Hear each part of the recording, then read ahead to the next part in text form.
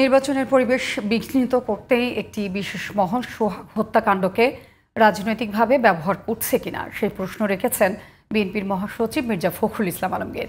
দুপুরে বিএনপি চেয়ারপারসনের গুলশান কার্যালয়ে সংবাদ সম্মেলনে তিনি অভিযোগ করেন, সোহাগ হত্যার প্রমাণ থাকা সত্ত্বেও একটি চিহ্নিত মহল বিএনপির নামে অপপ্রচার চালাচ্ছে। যারা জাতীয় নির্বাচনকে প্রতিহত করে ফ্যাসিবাদ কায়েম করতে চায় তাদেরকে প্রতিহতের হুঁশিয়ারও দেন তিনি। মনিরুজ্জামান জানাচ্ছেন বিস্তারিত।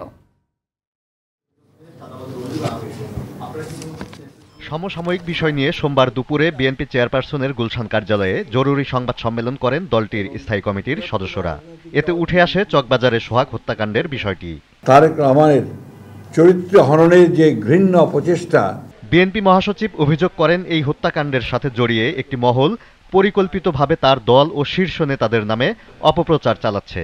গভীর শঙ্কার সাথে লক্ষ্য করেছি, সুপরিকল্পিতভাবে এই অস্থির কুরুচিপূর্ণ আক্রমণের লক্ষ্যবস্তু হচ্ছেন এদেশের স্বাধীনতা, মুক্তিযুদ্ধ, সার্বভৌমত্ব ও গণতন্ত্রের সমর্থক রাজনৈতিক দল ও তার শীর্ষ নেতৃত্ব। আগামী জাতীয় সংসদ নির্বাচন বিলম্বিত করতে সোহাগ হত্যাকাণ্ড ঘটানো হয়েছে কিনা সেই প্রশ্নও তোলেন মির্জা ফখরুল ইসলাম আলমগীর। এই হত্যাকাণ্ডের ঘটনা কোনো রাজনৈতিক স্বার্থসিদ্ধির জন্য ব্যবহার হচ্ছে কিনা এবং এর মাধ্যমে আসন্ন জাতীয় নির্বাচনের পরিবেশকে বিঘ্নিত করার জন্য বিশেষ কোনো মহলের প্ররোচনায় এই ধরনের ঘটনাকে অজুহাত হিসেবে ব্যবহার করা হচ্ছে কিনা এ নিয়ে সন্দেহ করবার যথেষ্ট অবকাশ রয়েছে। রাজনৈতিক শিষ্টাচার বহির্ভূত এই জাতীয় কর্মকাণ্ডের মাধ্যমে গণতন্ত্রের উত্তরণের পথ বাধাগ্রস্ত হলে তার দায় সংশ্লিষ্টজনকেই বহন করতে হবে। সরকার পরিচালনার দায়িত্বে না থাকলেও বিএনপিকে দায়ী করে বিশেষ মহলের বিক্ষোভ মিছিল ও অশ্লীল ভাষা প্রয়োগ দেশকে আবারও ফ্যাসিবাদের দিকে ফিরিয়ে নিয়ে যাচ্ছে কিনা এমন প্রশ্ন ছুড়েছেন বিএনপি মহাসচিব।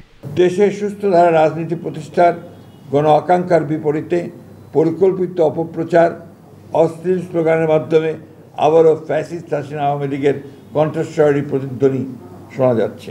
সকল গণতান্ত্রিক শক্তির ঐক্যবদ্ধ অবস্থানকে একসাথে নিয়ে এদেশে প্রকৃত গণতন্ত্র প্রতিষ্ঠায় সংকল্পে আমরা বরাবরের মতোই প্রতিজ্ঞাবদ্ধ। সোহাগ হত্যাকাণ্ডের প্রকৃত কারণ অনুসন্ধানে বিএনপি তদন্ত কমিটি গঠনের সিদ্ধান্ত নিয়েছে বলে জানানো হয় সংবাদ সম্মেলনে। আমরা এই অপকর্মের দৃষ্টান্তমূলক শাস্তি দাবি করেছি। Moniruzzaman, GTV news, Dhaka.